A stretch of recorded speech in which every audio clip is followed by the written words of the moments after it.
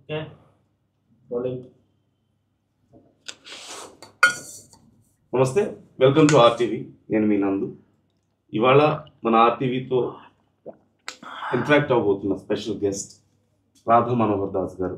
ఇక ప్రత్యేకంగా నేను మీకు ఇంట్రడక్షన్ చెప్పాల్సిన అవసరం లేదు, ఆయన తెలియని వాళ్ళు అంటూ ఇప్పుడు ఎవరు లేరు.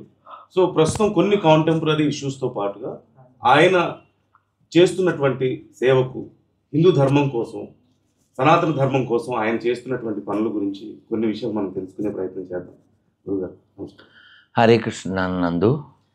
గురుగారు, ముందుగా దీపావళి దగ్గరలో ఉంది కాబట్టి దీపావళి నుంచి నేను మొదలు పెడతాను. అంటే సహజంగా దీపావళి వచ్చిన ప్రతిసారి రెగ్యులర్గా వచ్చే ఒక సమస్య, అంటే ప్రతి హిందూ పండగకి ఏదో ఒక సమస్య కొంచెం నానుతూనే ఉంటుంది. అంటే మొన్న దసరాకి రావణాసురుడిని గొప్పగా పొగిడిన వాళ్ళు కొంతమంది, అలాగే సీతని ఎత్తుకెళ్ళడం తప్పే ఉంది, తీసుకెళ్లి భోజనం పెట్టారని మాట్లాడిన బాలీవుడ్ హీరోయిన్లు కూడా కొంతమంది ఉన్నారు. అంటే ప్రతి ప్రతి పండుగ వాళ్ళని ఎవరు ఎత్తుకెళ్ళలేదేమో కదా.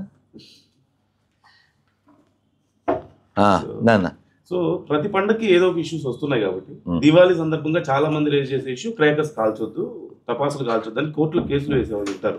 సో ముందుగా మీరేం చెప్తారు హిందువులకి? మీరు ఇచ్చే సందేశం ఏంటి దీపావళి సందర్భంగా క్రాకర్స్ విషయంలో ముఖ్యంగా? ఖచ్చితంగా శ్రీరాఘవం దశరథాత్మజమప్రమేయం సీతాపతిం రఘుకులాన్వయరత్నదీపం ఆజానుబాహుమరవిందదలాయతాక్షం రామం నిశాచర వినాశకరం నమామి. రామం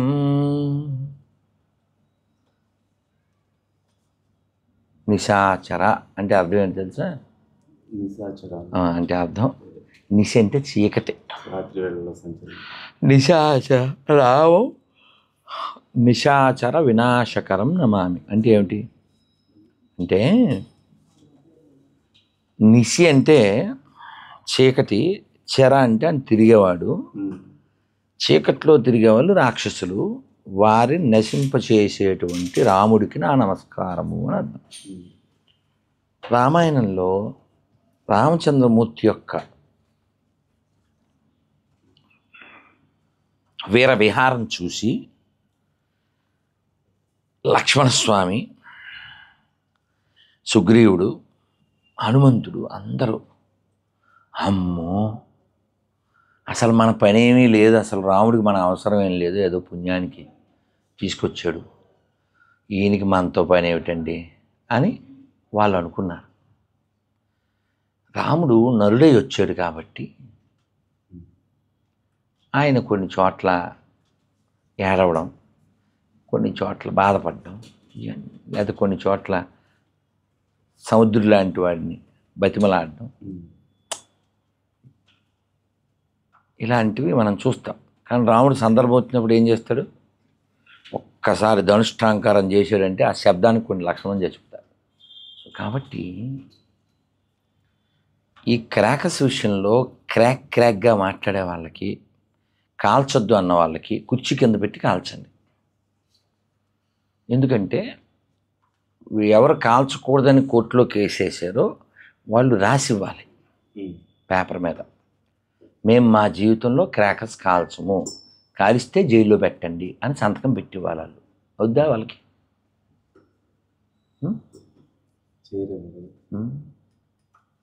ఇప్పుడు నేను ఉల్లిపాయలు తిన్నాను కాబట్టి నేను నీకు చెప్పచ్చు తినకు అని, నేను కాఫీ టీ తాగను కాబట్టి నీకు చెప్పచ్చు, తాగుతూ చెప్పకూడదు కదా. అలాగే క్రాక్ ఫెలోస్ ఎందుకు వేసారు అంటే, మన ధర్మనాశనం చేయడం కోసం పుట్టినటువంటి ఈ ఎడారి మతానికి సంబంధించిన బ్యాచ్ ఇది అంతా కూడా. ఉదాహరణకి మనం విజయ్ అన్నాం అనుకో, ఏ పేరు గుర్తుంది? అర్జునుడి పేరు అది. కానీ ఇప్పుడు తమిళనాడులో మొన్న స్టాంపేడ్ 42 మంది చచ్చిపోయారు కదా, చంపేశాడు కదా, అతని పేరు విజయ్ కాదు, విజయ్ జోసఫ్. గొర్రె తెలుసా? వాళ్ళ ఇంటికి మనవాడు రోషన్ ఎవరో ఇంటర్వ్యూకి వెళ్ళాడు, వెళ్తే ఆ చెప్పులు పెట్టుకునే దగ్గర రాముల వారి విగ్రహం. సో ఇదంతా వాళ్ళకి ఆ విషం ఎక్కడ వల్ల జరిగింది. ఇవి కోర్టులోకి వేసే బ్యాచ్ కూడా ఆ విషయం ఎక్కినోళ్ళే. ఇతని పేరేంటిది, మన ప్రకాష్ రాజ్. అతను నిన్నో మొన్నో ఎవరైనా ఎక్కడైనా ఉండొచ్చు ఏదో సోది చెప్పాడు. ఓ 10 మందిని వాళ్ళ ఇంట్లోనే పెట్టుకోమని చెప్పారు కింద నెటిజన్స్. వాడి ఇంట్లో ఎవరైనా ఉండొచ్చా? ఉంచుకుంటాడా? ఈ దేశం సత్రమా? ఈ దేశాన్ని ప్రేమించే వాళ్ళు మాత్రమే ఇక్కడ ఉండాలి.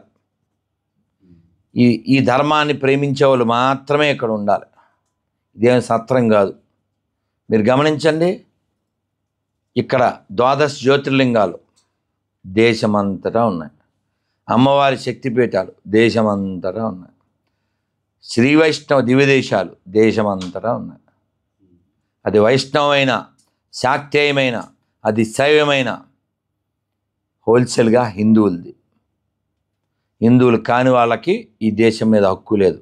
వాడి పనికిమాల బుక్కుతో మాకు పని లేదు. కాబట్టి హిందూ అనేవాడు ఎవడు ఇలాంటి పిచ్చి పనులు చేయడు. పొల్యూషన్ గురించి మాట్లాడే ప్రతి వాడు కోర్టులో కేసులేసి దీపావళికి క్రాకర్స్ కాల్చకూడదనే ప్రతివాడు ఏ వెహికల్ వాడకూడదు సంతకం పెడతాడా? దాడు ఫాలో అవ్వాలి కదా. వాడు రోజు పొల్యూషన్ చేసేస్తాడా? ఒక్కరోజు పండగ ఆడికి పొల్యూషన్ వద్దా? తీర్పులు ఇచ్చేవాళ్ళు కూడా కొంచెం బ్రెయిన్ అది ఉండి వాడాలి. అర్థమైందా? ఒక్కరోజు క్రాకర్స్ కాల్చడం మానేసేస్తే పెద్ద పొల్యూషన్. రోడ్ల మీద కొన్ని వేల లక్షల ఆవులు వచ్చినప్పుడు పొల్యూషన్ లేదా? జనవరి 1కి కాల్చరా? పర్మనెంట్గా బ్యాన్ చేస్తారేమో చూడండి. బాణాసంచా తయారీ మీద కొన్ని లక్షల కుటుంబాలు బతుకుతున్నాయి. ఇంకా అసలు పండగ లేదు, పెళ్ళి లేదు, రాజకీయ పార్టీ విన్నింగ్ టైం లేదు, పుట్టినరోజు లేదు. ఇప్పుడు ఈ దేశంలో ఒకప్పుడు ఉండి ఇప్పుడు లేని వస్తువు ఏదైనా ఒకటి ఉందా? ఉదాహరణకి ఏదో ఒక వస్తువు నిషేధించబడింది ఏదైనా అంటే మీ నాన్నగారు, మీ తాతగారు, మా తాతగారి టైంలో ఉండి ఇప్పుడు లేనిది ఏదైనా ఒక వస్తువు అనుకుందాం. అది ఎందుకు లేకుండా పోయింది అంటే నిషేధించారు కాబట్టి అనుకుందాం. అలా పర్మనెంట్గా ఎవ్వడు ఇంకా క్రాకర్స్ అనేది పదార్థమే ఉండకూడదు. చేస్తారా ఓన్లీ దీపావళికేనా? కాబట్టి ఈ సెలెక్టెడ్ సెక్యులరిజం తొక్కి నారదీయవలను. నరకాసుర సందర్భం, నరకాసుర వధ అంటే అదే. సరే, అంటే కేసుల సందర్భం కూడా వచ్చింది కాబట్టి నేను అడుగుతున్నాను. అంటే ప్రతి పండగకి ఏదో కేసుల గురించి ఏదో ఒకటి అవుతూనే ఉంటుంది. చాలా సందర్భాల్లో ధర్మానికి న్యాయానికి మధ్యలో ఒక చిన్న కాన్ఫ్లిక్ట్ కనిపిస్తుంటుంది కదా. అంటే శబరిమలలో మనం చూసాం, జల్లికట్టు విషయంలో మనం చూసాం, ఇప్పుడు దీవాళికి సంబంధించి కానీ ఇలా ప్రతి చోట ప్రతి ముఖ్యమైన సందర్భంలోనూ ధర్మానికి న్యాయానికి మధ్యలో ఎక్కడో ఒక చిన్న కాన్ఫ్లిక్ట్, ఒక చర్చ, ఒక రప్చర్ జరుగుతూ ఉంటుంది. అది ఎలా దాన్ని బయటపడలేము? మనకి కొన్ని సందర్భాల్లో కాదు, నేను కంటిన్యూ చేస్తున్నందుకు కొన్ని సందర్భాల్లో శబరిమల లాంటి తీర్పులు మనం చూసాం. కొన్ని సందర్భాల్లో ధర్మాన్ని మించి న్యాయం నిలబడుతుంది అని చూస్తున్నాం. ఇలా ఎందుకు జరుగుతుంది నేను చెప్తాను. న్యాయ వ్యవస్థలో కూర్చున్న వాళ్ళు లేదు కేసులు వేసేటువంటి వాళ్ళకి ఈ దేశం యొక్క గొప్పతనం ఏమాత్రం అవగతం కాకపోవడం వల్ల ఇవి జరుగుతున్నాయి. ఉదాహరణకి మీరు ఒకసారి పరిశీలన అనాలిసిస్ చేయండి. ఈ దేశానికి ఆర్థికంగా లాభం ఏ మతస్థుల వలన జరుగుతుంది? హిందువుల వల్లనే. ఇది మన దేవాలయాల వల్లనే లక్షల కోట్ల రూపాయలు వస్తాయి. మసీద్ నుంచి, చర్చి నుంచి రూపాయి రాదు. అవునా? కానీ దరిద్రం ఏంటి చెప్పనా? మన గుళ్ళోకి వెళ్ళడానికి మనం టికెట్లు పెట్టుకు వెళ్ళాలి. ₹1 కూడా తీసుకురాని చర్చి, మసీదు సంబంధించి ఈ దేశానికి సంబంధం లేని మతాలు ఇతర దేశాల్లో వాళ్ళ ఏదో చూడడానికి మనం కట్టిన డబ్బుల్లోంచి వాళ్ళకి సబ్సిడీ. ఇది ఎందుకు జరుగుతుందంటే ఏమాత్రం దేశభక్తి లేని, దైవభక్తి లేనటువంటి వాళ్ళు పొజిషన్లో కూర్చోవడం వల్ల ఇది జరుగుతుంది. అర్థమైందా? సో ఇలా జరగకూడదంటే ఏం చేయాలంటే ఆ, ఈ దేశాన్ని ప్రేమించే వాళ్ళే అన్ని పొజిషన్లోనూ ఉండాలి, అంతే, అంతమించి ఏం లేదు.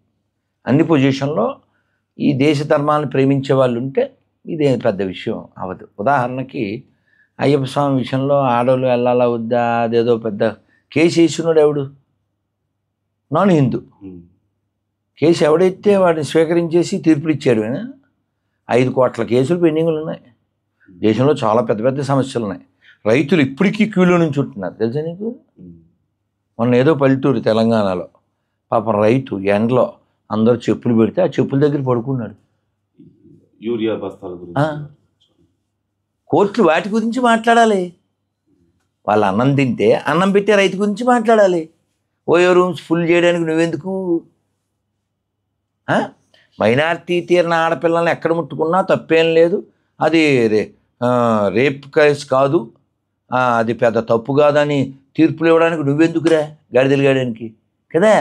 నీ తీర్పు సమాజంలో మంచి మార్పు రావాలి. రేపిస్టులను తయారు చేయడానికి తీర్పులు ఎందుకు?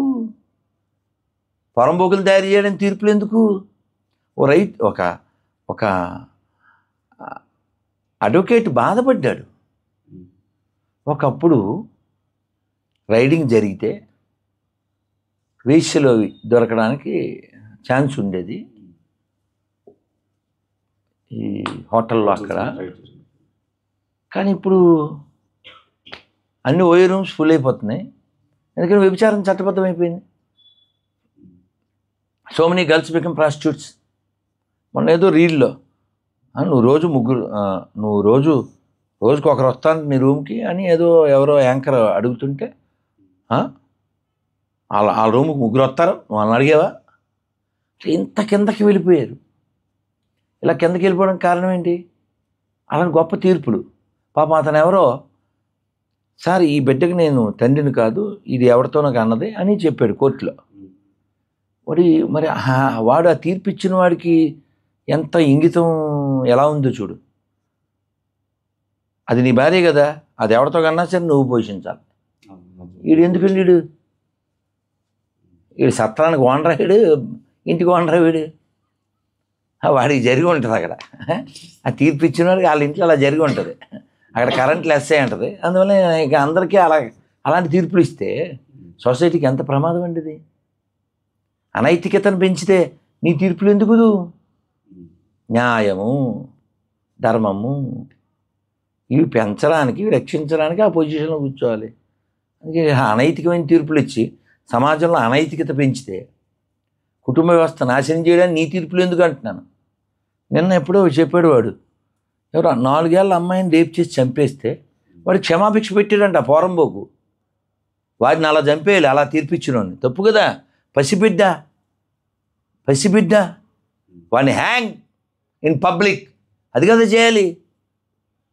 టెంపర్ చూసావా ఎంత బాగుంటుంది అసలు.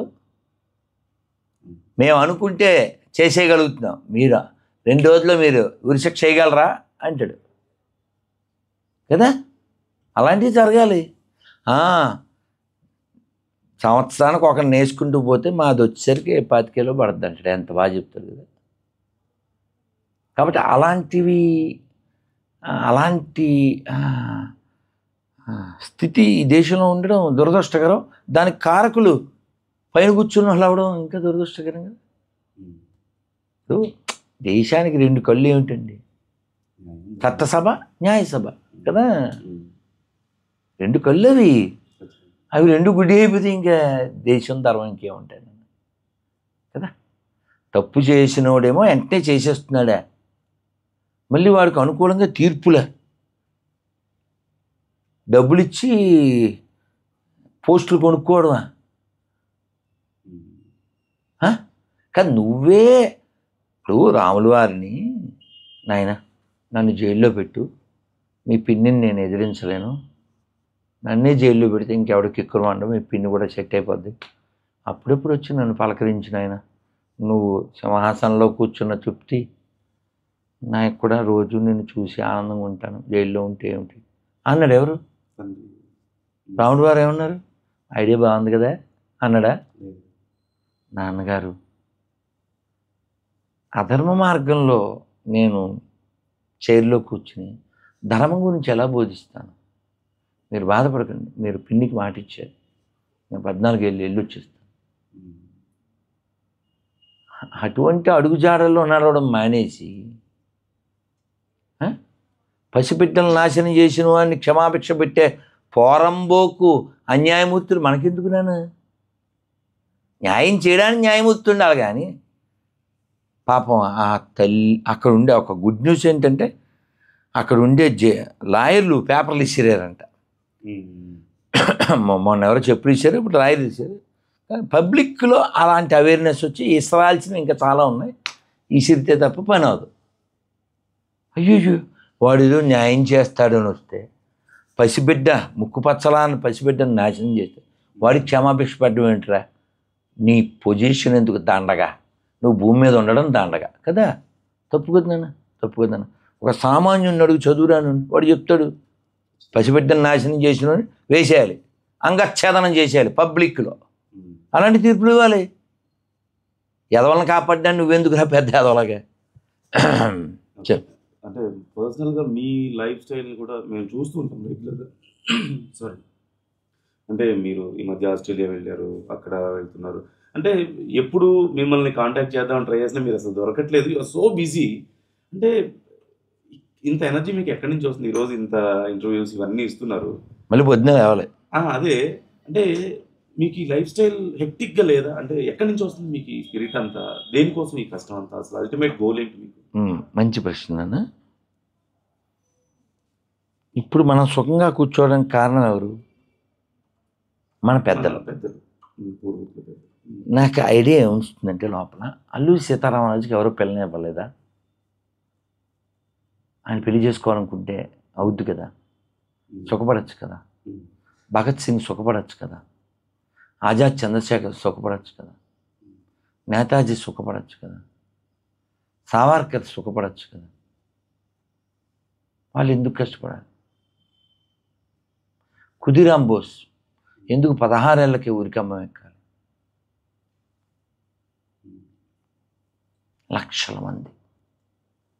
లక్షల మంది మరణిస్తే కదా మనం కూర్చున్నాం. సొంత లాభం కొంతమాని పొరుగు వారికి ఏంటిది? మంచి మాట. దేశం అంటే మట్టి కాదు, దేశం అంటే మనుషులే. సొంత లాభం కొంతమాని పొరుగు వారికి సాయపడవు. ఇప్పుడు అహోబెల్ నుంచి ఓ పిల్లోడు బోయిలు మోస్తాడు, కొండ మీద మోస్తాడు, స్వామివారికి బోయి మోస్తాడు. బోయిలు అంటారు కదా, పల్లకి మోస్తాడు. ఆ పిల్లోడు ఫోన్ చేశాడు ఇప్పుడు, ఇందాకే ఇక్కడ ఉన్నప్పుడే, గురువుగారు మా పిల్లోడికి బాగోలేదు ఉన్నా కూడా. వాడు వెంటనే డబ్బులు అడిగాడు, 2000 వేసాను. ఇంకొక ఆయన గుడ్డివాడు, వాడు ఏదో వ్యాపారం పెట్టుకోవాలి, వాడికి 4000 ఇచ్చాను. మధ్యాహ్నం ఇప్పుడు అది చెప్తున్నా. ఇంకోటికి ఉపకారం చేయి. నీకు ఎంతమంది ఉపకారం చేస్తే నువ్వు ఇక్కడ దాకా వచ్చావు? ఈ సొసైటీ మనకు చాలా ఇచ్చింది కదా, ఈ దేశం మనకు చాలా ఇచ్చింది. కొంతైనా మనం చేయగలిగింది చేయాలి. మొన్న ఇస్కాన్కి వెళ్ళాను హ్యాబిట్స్కి. నేను వాళ్ళతో వీళ్ళతో మాట్లాడుతుంటే ఎవరో పరిగెత్తుకొచ్చాడు కుర్రాడు. వాడు వచ్చి, గురూజీ మీరు నాకు 5 ఏళ్ళ నుంచి తెలుసాను. మరి ఎప్పుడు కావాలి? మీ నెంబర్ ఉందండి. సంతోషం. వాడు వెంటనే బ్యాగ్లోంచి, మీరు చెప్పారు కదా ప్రభు, ఈ బుక్ చదువుతున్నాను, the science of self realization. నేను పక్కన వాళ్ళతో అన్నా, ఇన్నాళ్ళు పెట్టుబడి, ఇదిగో రాబడి. ఈ కష్టం ఎందుకన్నావే? అందుకు. వాడు ఆనందంగా ఉండాలి లేడా? ఆ సెల్లో ఉన్నట్టుంది కదా చిన్న పిల్లోడిది. అదే వాడు అక్కడ గోవిందా రెస్టారెంట్ అందులో ఉంది కదా పిల్లోడు పొట్టగాడు. వాడు ఇంత ఉన్నాడు, వాడు బోల్డ్ అల్లరి చేశాడు. అది చెప్తున్నా, వాళ్ళందరూ నవ్వులు పూలు. నీ వల్ల ఎంతమంది నవ్వగలిగితే అంత ఆనందం. ఆ మెల్బోర్న్లో నేను వచ్చే ముందు అంటే రోజు ఇదే పరిస్థితి, అక్కడ ఇదే పరిస్థితి. రోజు ఎన్నో సభల్లో మాట్లాడటం. అక్కడ ఒకరోజు మామూలుగా వర్కింగ్ డే ఎవరో రారు అక్కడ, ఈవెన్ సీఎం వచ్చిన ఎవరు రారు. అటువంటిది మన వాళ్ళు 7కి వస్తామన్నాం, నాకు ఎవరెవరో అడ్డం వచ్చారు. ఆల్మోస్ట్ 9 అయింది. నేను మరీ బాగుండదు, వెంటనే మంత్రం చెప్పి 10కి అమ్మ 10 అయిందిరా, మరి ఇంక ఇంటికి వెళ్దామా, రేపు మరి మీరు అంట్లు తోముకోవాలి కదా అన్న. ఎందుకంటే ఇక్కడలాగా స్విగ్గీ జొమాటో అనేసి అంట్లు అలా కుప్పబెడితే కుదరదు, ఆ అమ్మలే తోముకోవాలి.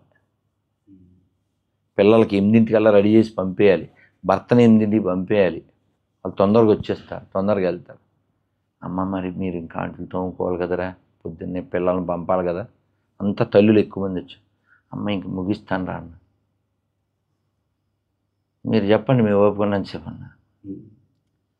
రేపు పొద్దున్న ఫ్లైట్ ఎక్కాలి నేను 10ంటికి, వీళ్ళు చూస్తే రాత్రి 12, 1 గంటలు 2. అది నవ్వులు పూలు ఆనందంతో.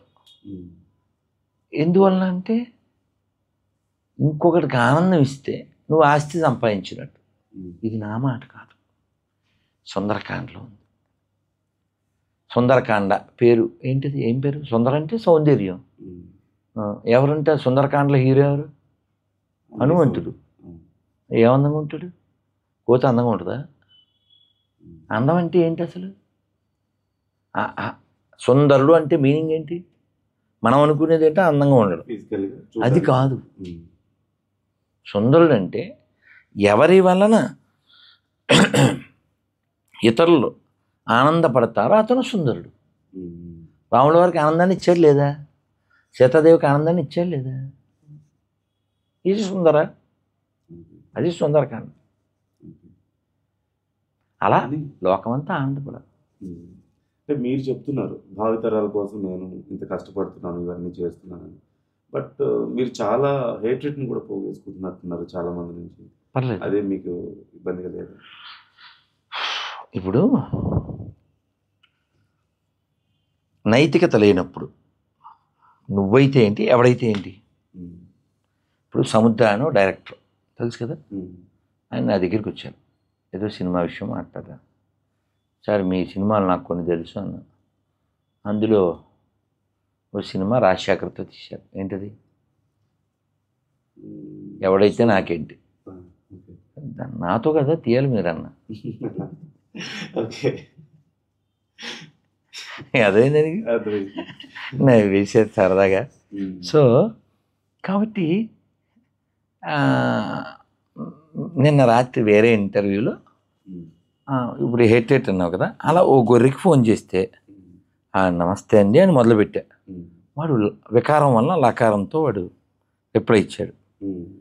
మళ్ళీ కట్ చేసి మళ్ళీ చేశా, మళ్ళీ అదే. ఎందువల్ల? వాడికి ఎక్కబడింది అది. అది నా దోషం కాదు. నాకే ఇప్పుడు బురద చేత్తో పట్టుకున్నది వాడికి కదా బురద ఏది, నాకు కాదుగా. ఇప్పుడు నువ్వు వినలేవు, వాడు తిట్టిన తిట్లు కావాలితే నేను వినిపిస్తా, నువ్వు వినలేవు. సో ఆ వికారం వాడికి. ఇప్పుడు ఎందుకు కష్టపడుతున్నారు, ఎందుకు ఇన్ని తిట్లు తినాలి? నా మీద రీల్స్ చేస్తారు, ట్రోల్ చేస్తారు, నన్ను తిడుతుంటారు, కొడక ఆ కొడక ఏవో అంటుంటారు. ఇలా అనే వాళ్ళంతా నా సాటి తెలుగు వాళ్ళే కదా. వాళ్ళ అమ్మలు మంచోళ్ళని నేను నమ్ముతున్నా, వాళ్ళు నమ్మట్లేదు, అది బాధాకరం. అందుకు నేను బాధపడుతున్నా. అదేనా, వాళ్ళు కూడా మన మంచి తల్లులే. వీళ్ళు ఎవరైతే మతం మారారో, ఇప్పుడు శ్రీనివాస్ అనేవాడు గోవింద్ ఎందుకు చెప్పట్లే? గోవిందుడి పేరు పెట్టుకుని కదా వాడు బతుకుతున్నాడు. వాడు ఎందుకు చెప్పట్లే? ఇందాక చూసావు కదా, వాడు ఎందుకు అలా దిగజారిపోయాడు? ఆ పనికి మాల పుస్తకం ఎదురా బ్యాగ్ మళ్ళీ పైన పెట్టి వచ్చా, తెచ్చి ఆ బుక్ ఒకసారి ఇస్తే మనోడు లుక్ వేస్తాడు, తర్వాత కిక్ వస్తుంది. వాళ్ళు ఎందుకు సిక్ అవుతుందని నీకు తెలుస్తుంది. కాబట్టి మనం బురద క్లీన్ చేయాలంటే బురదలో దిగాలి. అది బురద, that is not for me సరదా కాదు, ఇది పరదా. సో అందువల్ల ఆ దురద కలిగిన దరిద్రులు పెరగకూడదు, అది ప్రపంచానికి దరిద్రం. ఒకసారి నెట్లోకి వెళ్ళి కొట్టు చర్చ్ ఫర్ సేల్ అని, తెలుసా ఎప్పుడు కొట్టావు? నిన్న వేరే ఇంటర్వ్యూలో ఆవిడ ఆశ్చర్యపోయింది, నిరుపమ, చర్చిలు అమ్ముతారా? నువ్వు బలేదానమ్మా, నువ్వు నెట్లోకి వెళ్ళి కొట్టు, నెట్లోకి వెళ్ళి కొట్టమ్మా, అది వ్యాపార మతం కాబట్టి చర్చిలు అమ్ముతారు. చర్చ్ ఫర్ సేల్, ఏంది నెట్ లేదురా? Net mobile data okay. Church for sale చూడే ఇక్కడ వచ్చింది, వినండి. అమ్మకానికి ఉన్న చర్చిని కనుగొనడానికి, లొకేషన్ వారీగా మతపరమైన సౌకర్యాల జాబితాల కోసం శోధించడానికి OLX ఇండియా మరియు లూప్నెట్ వంటి రియల్ ఎస్టేట్ వెబ్సైట్లను ఉపయోగించండి, లేదా మతపరమైన ల్యాండ్ మార్క్లకు సమీపంలో ఉన్న వాణిజ్య ఆస్తుల కోసం విస్తృత శోధనను ప్రయత్నించండి. మీరు నూ బ్రోకర్ మరియు మ్యాజిక్ బ్రిక్స్ వంటి సైట్లలో హైదరాబాద్ వంటి నగరాల్లోని చర్చ్ కాలనీ పేరుతో ఉన్న పరిసరాల్లోని ఆస్తుల కోసం కూడా శోధించవచ్చు. చర్చిల కోసం నేరుగా శోధించండి. 1. రియల్ ఎస్టేట్ మార్కెట్ ప్లేస్లను సందర్శించండి. చర్చిలు మరియు ఇతర మతపరమైన సౌకర్యాలతో సహా వాణిజ్య ఆస్తులను జాబితా చేసే OLX లేదా లూప్ నెట్ వంటి వెబ్సైట్లకు వెళ్ళండి. వ్యాపారం వ్యాపారం వ్యాపారం కాబట్టి ఆ వ్యాపార మతం మాకెందుకు? అది వాణిజ్య మతం, ఈ దేశాన్ని దోచుకున్న మతం. మాకెందుకు ఇది? అందులో ప్రేమ ఎక్కడుంది? అందులో శాంతి ఎక్కడుంది? నా సాటి తెలుగోడితో నన్ను తిట్టించిందంటే అది బోకు పుస్తకం కదా, అది పనికిమాలిన పుస్తకం కదా, అది మాకెందుకు? నన్ను తిట్టినాడు కూడా నేను క్షమిస్తున్నాను, అది నా సనాతన ధర్మం కదా. వాడు ఇక్కడోడే, వాడు నీతి లేని మార్గంలో వెళ్తున్నాడు, వాడిని కాపాడాలి. వాడి నుంచి కనీసం మిగిలిన వాళ్ళని కాపాడాలి. ఈ డిసీజ్డ్ పర్సన్, దట్ డిసీజ్ నీకు చూపిస్తా. ఎద్దా బుక్కి, ఒక్క బుక్కి నాన్న గొర్రెలది పెట్టాను నన్ను బుక్కులు, బుక్ ఒక్కట్లేదా? వెళ్ళి తీసుకురా, వెళ్ళి పా. ఒక్కటి కూడా లేదా గొర్రె బుక్? పో వెళ్ళి తీసుకురా. ఎవరిదాన్ని బండి వేసుకుని వెళ్ళు, లేదా వెళ్ళు. దా నాన్న. దీనికే ఉన్నాయి 2 తాళాలు, నా రూమ్ కూడా అక్కడే ఉన్నాయి. కొన్ని బుక్కులు పెట్టే తెచ్చే, ఒక 5-6. Please continue. అంటే మీకు ప్రజల నుంచి, హిందూ సంఘాల నుంచి కానీ ప్రజల నుంచి కానీ చాలా మద్దతు వస్తుంది, అశేషమైన మద్దతు. కానీ బండి మీద వెళ్ళు బండి మీద వెళ్ళి ఆ బుక్కులు తిన్నానా రూమ్లో స్టార్టింగ్లో ఉన్నాయి.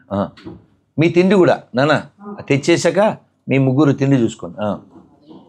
ప్రజల నుంచి మీకు మద్దతు బాగానే వస్తుంది, కానీ మీలాంటి మరికొంతమంది నుంచి మాత్రం మీకు మద్దతు కరువైంది అన్నట్టు కనిపిస్తుంది కదా నాన్న. మన పని మనం చేసుకుంటూ వెళ్ళాలి. అంటే అది భావజాలాన్ని, అంటే మీరు ఫైట్ చేస్తున్న విధానం కానీ మీరు కృషి చేస్తున్న విధానం ఎందుకని మీలాంటి మిగతా వాళ్ళకి ఎందుకు నచ్చడం లేదంటే, ఎందుకు వాళ్ళు మీకు మద్దతుగా నిలబడలేదు? అది నాన్న ఎవరిష్టం వాళ్ళది. ఇప్పుడు నువ్వు ఇంటికి వెళ్ళాక టిఫిన్ చేస్తావు, ఆయన భోజనం చేస్తాడు, నేను ఏమి చేయను, నీళ్ళు తాగుతాను. ఒక్కొక్క స్వభావం, ఒక్కొక్కరి ఇష్టం, అది వాళ్ళ ఇష్టం. ఇప్పుడు నేను పని చేస్తున్నా, నాకు ఫలితం కనబడుతుంది. ఆ పిల్లలు కావచ్చు, మొన్న అది చెప్పానుగా మెల్బోర్న్లో, అక్కడ కొందరు తల్లులు గురూజీ నవ్వి బొగ్గలను వస్తున్నాయి అన్నారు. అంతకంటే అవార్డు కావాలా? అంతకంటే శాలువాలు కావాలా నీకు? అంతే. మిగతావి పెద్దగా విమర్శల గురించి పట్టించుకోవాల్సిన అవసరం లేదండి. ఓ మాటలు చెప్పనా? Elephant walks, dogs barks, Radha Manohar rocks, let them bark, we don't care. మీకు అంటే మన భారతదేశంలోనే కాదు, విదేశాల్లో కూడా ఈ మధ్య ఆస్ట్రేలియా కూడా వెళ్ళొచ్చారు, శ్రీలంక వెళ్ళాను, ఇంకా వేరే దేశాలు కూడా వెళ్తా. అంటే ఏం చేస్తున్నారు అసలు? ఎలా ఉంది మీ schedule? What are you going to do? మనం ఇప్పుడు ఒక విశేషం ఏంటి, ఆస్ట్రేలియాలో వెంకటేశ్వర స్వామి గుడి రాబోతుంది. టీటీడీ చైర్మన్తో కూడా మీరు భేటీ వెళ్ళొచ్చాం, దాని విషయమే. అక్కడ ఉన్నప్పుడే మాట్లాడాం, వెళ్ళొచ్చాం. సో అంటే ఏమీ లేదు నాన్న, మనకు కావాల్సింది ఏమిటంటే వచ్చే తరం బాగుండాలి, ఉన్నంతకాలం ప్రశాంతంగా ఉండాలి. కేవలం ఎంత మూర్ఖత్వం కదా. దేవుడు లేడని మనం ఏం చెప్పట్లే, దేవుడు ఉన్నాడు, కానీ అతన్ని కొలిచే విధానం, అతన్ని పిలిచే విధానం ఎవరిష్టం వాళ్ళది. ఇది మనం చెప్తాం. కానీ గొర్రెలు మూర్ఖులు ఏమంటారు, ఈ పందులు, నో మేము పేరు పెట్టాం, ఆ పేరుతోనే పిలవాలి. ఇప్పుడు నీకు ఆయిల్ ఫుడ్ పడదనుకుందాం, ఇక్కడ బజ్జీలు ఇలా ముట్టుకుంటే తడిసిపోయే బజ్జీలు పెట్టి తినో నీతో బలవంతంగా తినిపిస్తే అందులో ప్రేమే ఉందన్న. అలా మీరు ఇక్కడ అంటే మత మార్పుల గురించి లేదంటే ఇతర మతాల గురించి మీరు ఫైట్ చేస్తున్నారు కదా విదేశాల్లో sir. Praise the lord. Ashok garu sir మీ నుంచి కాల్ వచ్చింది సార్. మొన్న ఎప్పుడో ఈ సెల్ నా దగ్గర లేదు, అందువల్ల నేను ఇప్పుడే చూసా. అని మీ నుంచి మిస్డ్ కాల్ పడింది సార్ ఒక 3 రోజుల క్రితం. మీరు అశోక్ బాబు గారే కదా సార్? నేను తిరుపతి నుంచి అండి, సండే. సార్ అదే పడింది ఇందులో సార్. నేను తిరుపతి నుంచి అండి, మనోహర్ని. బాగున్నాను సార్. ఇది 3 రోజుల క్రితం బాపట్ల కదా సార్ రాసుకున్నాను. బాపట్ల సార్ చెప్పండి. అదే ఇదిగోండి ఇందులో ఉంది సార్. సండే 3:07 వచ్చింది. అంటే సెల్ నా దగ్గర లేదు 3 రోజుల నుంచి, అందువల్ల ఇప్పుడు చూశాను. పోన్లేదు సార్. బాగున్నారా? పిలిచారా?